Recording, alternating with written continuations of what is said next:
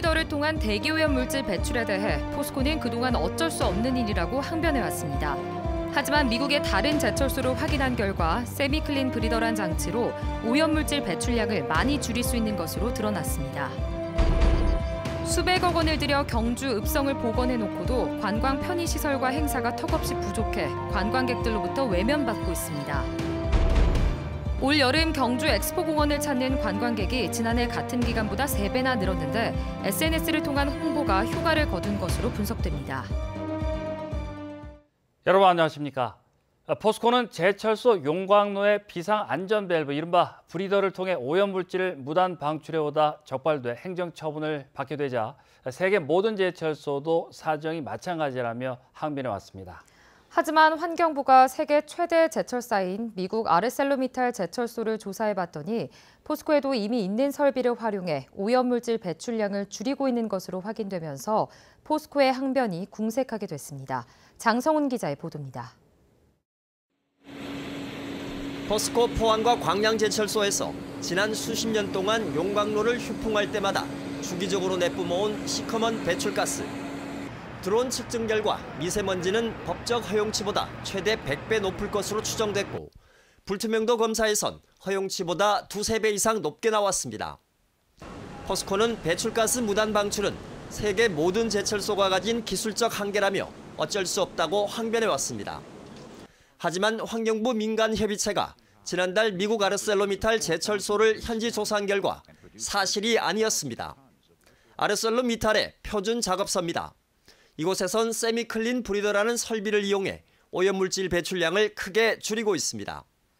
휴풍 때 발생하는 유해가스가 1, 2차 집진기를 거친 뒤 깨끗한 상태로 빠져나가도록 세미클린 브리더를 먼저 15분간 엽니다. 이후 일반 브리더 3개를 5분간 여는 공정으로 오염물질 배출을 최소화합니다. 이 세미클린 브리더는 포스코에도 설치되어 있지만 지금까지 배출가스의 오염도를 줄이는 용도로는 사용한 적이 없습니다. 지금까지 세미클린 분리들을 왜 그렇게 사용하지 않았는가? 우리가 보기에는 그냥 조강 생산에만, 조업에만 집중해온 결과가 아닐까 싶습니다. 환경부 조사 과정에서 포스코는 세미클린 브리더를 처음으로 사용했는데 결과는 충격적이었습니다. 세미클린 브리더를 사용했을 때 오염물질 배출량이 100분의 1로 줄었습니다. 포스코가 용광로 설계 제작사에 자체 의뢰한 용역 조사에서도 세미클린 브리더를 추가 적용하면 미세먼지 배출량을 최대 95% 이상 줄일 수 있다고 나왔고 제철소 현장 근무자들도 효과를 인정합니다. 그 안에 스크러버가 정상적으로 동작을 하면 말씀하신 대로 90% 이상이 90% 이상이 거의 대부분이 제일이 될 겁니다. 환경부는 최근 보도자료를 통해 세미클린 브리더를 활용하면 용광로 배출가스의 오염물질 농도를 줄일 수 있다고 밝혔지만 구체적인 내용은 공개하지 않았습니다. 포스코는 세미클린 브리더를 사용하면 폭발 위험이 있어 적극적으로 사용하지 않고 있으며 환경부 민간협의체에서 논의 중인 사항에 대해선 입장 표명이 힘들다고 밝혔습니다. MBC 뉴스 장성훈입니다. 앞서 보신 대로 포스코는 오염물질 배출을 줄일 수 있는 세미클린 브리더를 설치해 놓고도 그동안 적극적으로 사용하지 않았는데요. 그러던 포스코가 환경부의 현장 점검 때부터 세미클린 브리더를 사용한 것으로 드러나 이 세미클린 브리더의 효과를 알고도 지금껏 고의적으로 사용하지 않았냐는 의혹이 일고 있습니다. 이규설 기자입니다. 포스코는 당초 환경부 회의에서 세미클린 브리더는 원료 투입을 위한 압력 조절용이지 오염물질 저감 설비는 아니라고 밝혔습니다. 또 국내 제철소에도 설치돼 있지만 휴풍 때 먼저 사용할 경우 용광로 내부 압력 상승으로 폭발 위험이 있어 그동안 사용한 적이 없다고 설명했습니다. 하지만 포스코의 이런 주장을 곧이곧대로 믿기 힘든 정황들이 속속 드러나고 있습니다. 지난 4, 5월 환경부가 제철소 휴풍에 맞춰 용광로 배출가스를 측정할 때 포스코는 세미클린 브리더를 몰래 사용하다 들통이 났습니다. 환경부에 사전 통보도 하지 않고 갑자기 자체적으로 사용한 건데 사실상 세미클린 브리더가 배출가스의 오염도를 줄일 수 있는 걸 자인한 셈입니다.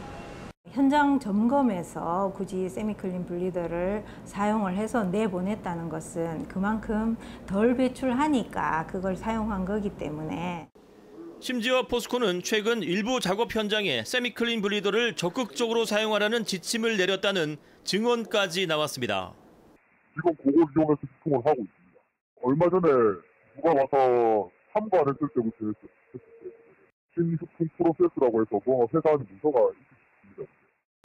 이렇다 보니 포스코가 그동안 세미클린 블리더의 환경적 효과를 미리 알고도 숨겨오다 환경부 조사를 통해 사실이 드러나자 뒤늦게 사태 수습에 나선 것이라는 의혹이 제기되고 있습니다.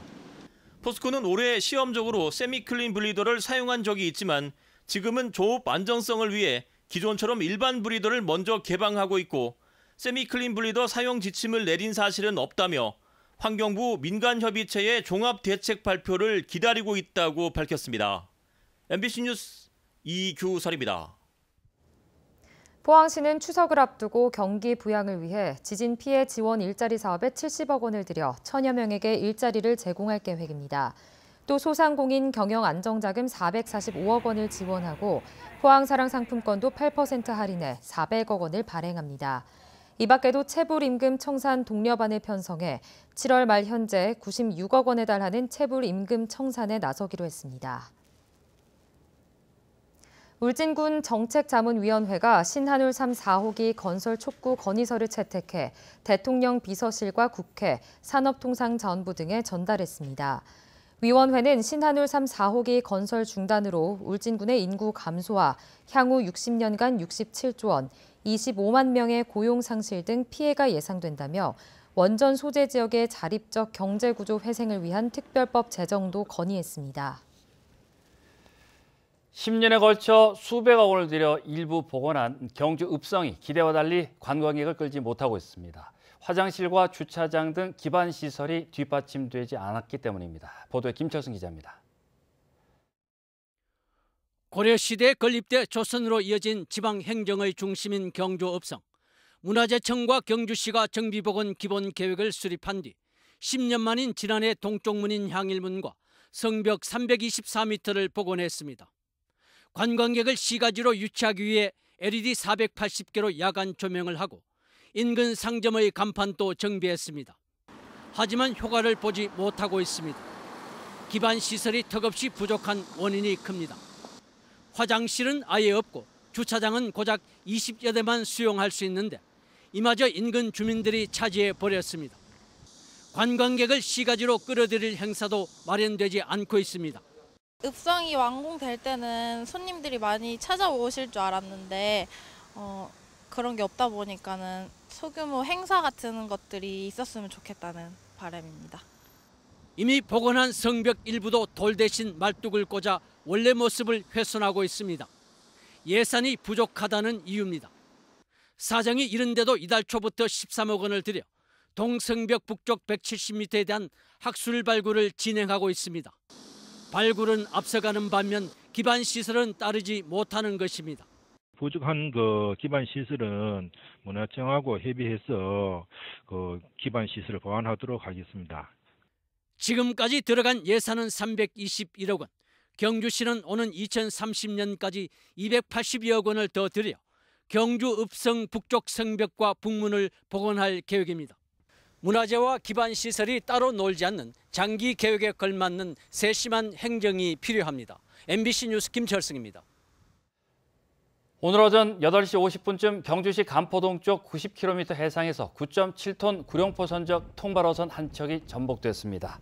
해경은 경비함정과 헬기를 급파했고 승선원 7명 전원은 배가 침몰하기 전에 인근 해역에 있던 다른 어선에 의해 무사히 구조됐으며 정확한 사고 경위를 조사 중입니다. 부실공사 논란과 법적 분쟁으로 지연되어 온 영덕군의 문산호 전시관 개관이 빠르면 올 연말 이뤄질 것으로 보입니다. 영덕군은 최근 문산호 전시관 설계사와 하자 보수 공사를 시작하고 시공사와의 하자 손해배상 청구 소송 결과에 따라 관련 비용을 정산하기로 합의했습니다. 이에 따라 영덕군은 6개월간 하자 보수 공사를 진행해 올 연말 임시 개관하고 다음 달 6일 예정된 장사 상륙작전 전승기념식과 영화 장살이 잊혀진 영웅들 시사회에 맞춰 문산호의 대형 태극기를 그려넣을 계획입니다. 자유한국당이 국회 복귀 3개월 만에 다시 장외투쟁에 나섰습니다.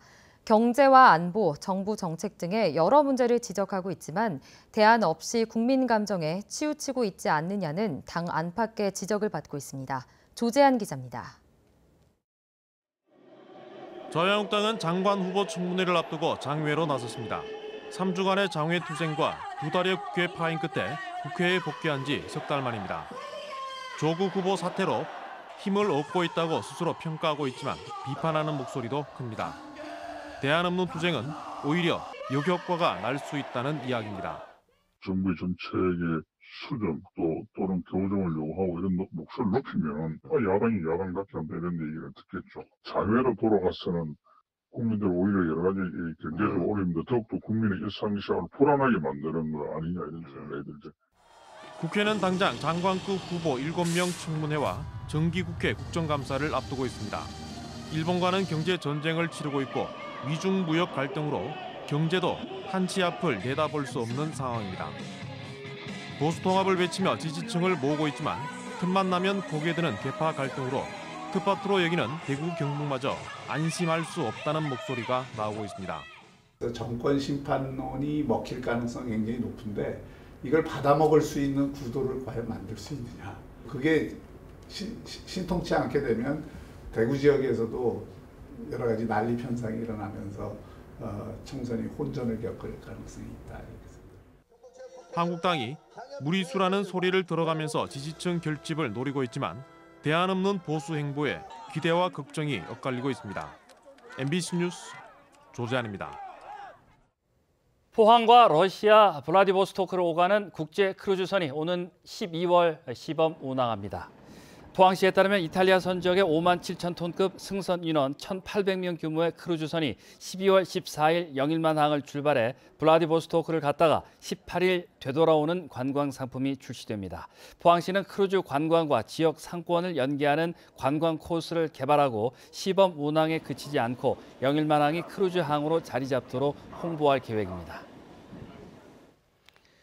경주문화재연구소와 국립백두대간 수목원은 오늘 고대 종자에 대한 조사와 연구에 협력하기로 하고 업무 협약을 했습니다. 두 기관은 발굴 조사 현장에서 수습된 신라시대 종자를 연구 보관하고 종자의 변천 과정을 추적 연구하게 됩니다. 경주박물관에는 고대 종자 60여 종을 보관 중이며 백두대간 수목원은 야생 종자 보존 시설인 시드 볼트를 보유하고 있습니다. 오늘 흐린 하늘에 곳곳에 비까지 내리면서 낮에도 비교적 선선했습니다. 내일도 흐린 하늘이 이어지겠고 경주에는 오후 한때 소나기가 내리겠습니다. 안수진 기상캐스터입니다. 차가운 기단과 따뜻한 기단이 만나 정체전선을 형성하면서 가을 장맛비가 내렸습니다. 내일도 온종일 흐린 가운데 경주에는 오후 한때 소나기가 내릴 가능성이 있습니다. 내일도 아침, 저녁으로는 선선하겠고요. 낮 동안에도 기온이 30도 아래에 머물면서 크게 덥지는 않겠습니다. 동해 남부 먼바다에 내려진 풍랑주의보는 내일 새벽 사이 해제가 될 예정입니다. 자세한 내일 날씨 알아보겠습니다. 내일 흐리고 남부 동해안에 한때 소나기가 내리겠습니다. 아침 기온 21도에서 23도, 낮 기온은 28도에서 29도입니다. 울릉도와 독도의 하늘 표정 흐리겠습니다. 아침 기온 울릉도 22도, 독도 23도, 낮 기온은 울릉도와 독도 26도입니다. 동해상으로는 흐리고 곳곳에 가끔 빗방울이 떨어지겠습니다. 바다의 물결 동해 중부 해상에서 최고 2.5m, 동해 남부 해상에서 최고 2m까지 일겠습니다. 목요일에는 울진에 오후 한때 비가 내릴 가능성이 있고요. 주 후반으로 가면서 날은 점차 선선해지겠습니다. 날씨였습니다.